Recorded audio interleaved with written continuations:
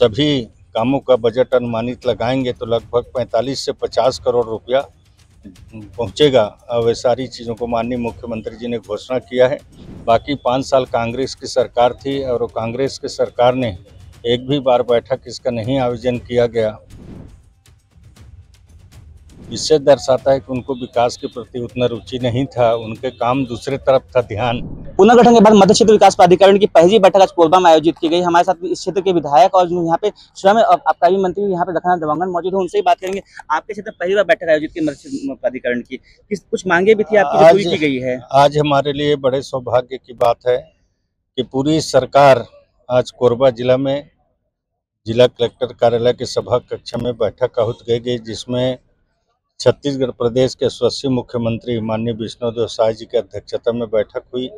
साथ में दोनों उप मुख्यमंत्री, सारे मंत्रीगण, इस क्षेत्र में प्राधिकरण क्षेत्र पड़ने वाले सभी विधायक, माननीय विधायक, जिला पंचायत अध्यक्ष से लेकर जनप्रतिनिधि और मुख्य सचिव सहित सभी वरिष्ठ अधिकारी गण इस बैठक में सम्मिलित हुए और बहुत ही अच्छा बैठक संपन्न हुआ।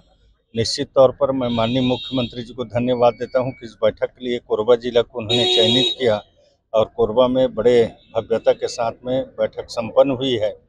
और मैंने बहुत कुछ कोरबा के लिए मांग रखा था। प्राधिकरण से तो छोटा छोटा काम होता है, बाकी बड़े कामों का मैंने आदिवासी बालक छात्रावास की मांग की थी, उसका भी स्वीकृति दी है। क्रीड़ा परिसर बनाने की मांग की थी, उसका भी स्वीकृति दी है। सुनालिया के पास ब्रिज निर्माण, एक अतिरिक्त समतुल्य ब्रिज निर्माण की मांग की थी, उसका भी स्वीकृति उन्होंने दी है, घोषणा की है। और इस तरह से अन्य और कार्यों का सूची भी उन्होंने को मैंने दिया है बड़े कामों का, उसको माननीय मुख्यमंत्री जी ने तहसील घोषणा की है। लगभग सभी कामों का बजट अनुमानित लगाएंगे तो लगभग 45 से 50 करोड़ रुपया पहुंचेगा। अब सारी चीज़ों को माननीय मुख्यमंत्री जी ने घोषणा किया है।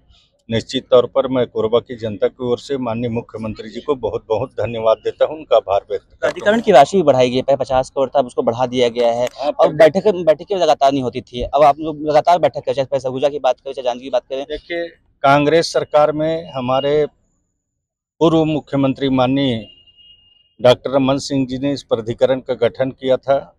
सरगुजा विकास प्राधिकरण हो, मध्य विकास प्राधिकरण हो, अनुसूचित जाति विकास प्राधिकरण हो, चाहे अन्य पिछड़ा क्षेत्र विकास प्राधिकरण हो, ताकि हर वर्ग हर समाज की विकास हो, आगे बढ़ें, उन्नति हो, इसके लिए उन्होंने गठन किया था।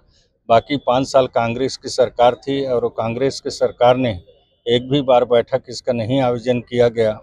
इससे दर्शाता है कि उनको विकास के प्रति उतना रुचि नहीं था, उनके काम दूसरे तरफ था ध्यान।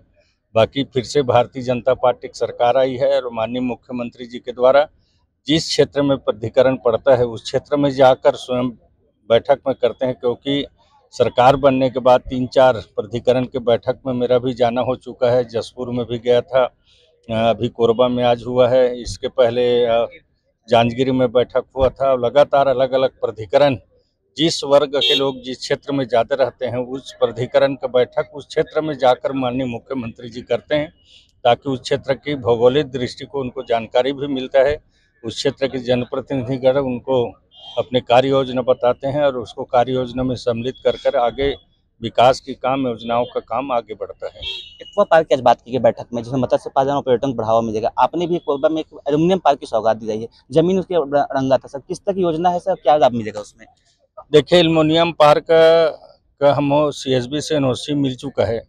बाकी कुछ में हम लोग नक्शा खसरा दिए थे, उसका बाहर का नक्शा खसरा का आ गया है। अभी कलेक्टर उसका प्रशिक्षण कर रहे हैं और प्रशिक्षण करने के बाद ज़मीन क्लियर होगा, तत्काल एल्युमिनियम पार्क के काम शुरू होगा। और बहुत सारे और हम लोगों ने बात रखा है, जैसे हमारे सतरंगा को और विकसित किया जाए, तो उसका भी चर्चा हुआ है। उसी तरह से माता रानी चेतुरगढ़ की भी विकास की बात हम लोगों ने कहा है। कोसगाई माता की विकास की बात कही है, मड़वा रानी दाई की भी विकास की बात कही है। इस तरह से हमारे जो आदिशक्ति माँ हैं और उनको भी पर्यटन क्षेत्र में विकसित करने का हम लोगों ने आग्रह किया है। पूरे प्रदेश के अधिकारी लोग थे। उसी तरह से बुका से लेकर सारी बातों को हम लोगों ने कोरबा के भौगोलिक दृष्टि को बताने का प्रयास किया है। निश्चित तौर पर आने वाले समय पर इसका काम आगे बढ़ेगा। तो ये थे हमारे साथ लखनऊ देवांगन आबकारी श्रम एवं उद्योग मंत्री, जिनका साफ तौर पे कहना है कोरबा के विकास में कमी नहीं होनी चाहिए। जो प्राधिकरण के जो काम है, उनकी राशि है, उसका सदुपयोग कोरबा के क्षेत्र के अधिकाधिक हो। साथ में अन्य मदों से भी उन्होंने कोरबा काम को स्वीकृत कराया है, जिसमें कोरबा सुनारिया पुल के लिए 9 करोड़ की राशि दी गई है। साथ में जो यहाँ पे बुका और जो सतेंगा के कार्य योजना बनाने के 2 महीने के निर्देश दिए गए वन विभाग को।